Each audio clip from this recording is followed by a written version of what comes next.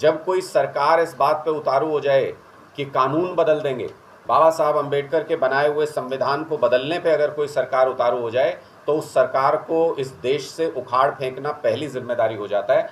इस विचार के आधार पे इंडिया गठबंधन बना है। और आपने तो देखना शुरू कर दिया होगा कि इंडिया से भारतीय जनता पार्टी और मोदी जी किस हद तक डर गए। हमने अपने गठबंधन का नाम इंडिया रखा तो ये कह रहे हैं इंडिया नहीं लिखेंगे, भारत लिखेंगे। कल को हमने अपने गठबंधन का नाम भारत रख लिया तो क्या लिखेंगे, मोदी लिखेंगे या क्या बना देंगे, बीजेपी बना देंगे इस देश को।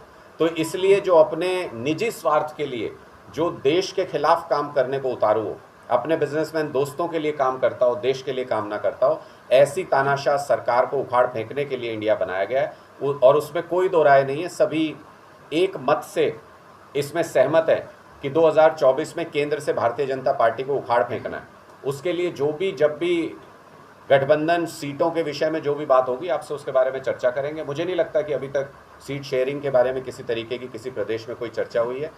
विधानसभा चुनाव की जहां तक बात है, 90 की 90 सीटों पर आम आदमी पार्टी एक मजबूत संगठन तैयार कर रही है।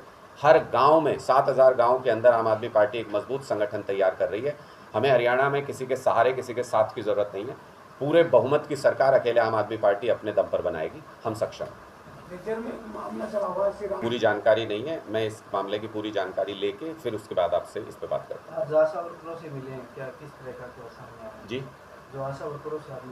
देखिए, मैं पूरे प्रदेश में कई डिस्ट्रिक्ट्स में आशा वर्कर से मिल चुका हूँ और हर जगह पे एक ही बात समझ में आती है कि सरकार किसी भी वर्ग की बात सुनने को तैयार नहीं है जब तक वो सड़क पे धरने पे ना बैठ जाए। क्लर्कों के साथ भी यही हुआ, आशा वर्कर्स के साथ भी यही हुआ। कोई कारण नहीं बनता कि आशा वर्कर्स जो गांव में गवर्नेंस की रीढ़ की हड्डी हैं, मैं तो कई बार ये कहता हूँ कि अगर आशा वर्कर नहीं हो तो सरकार को ये भी पता नहीं चलेगा हरियाणा में बच्चे कितने पैदा हुए।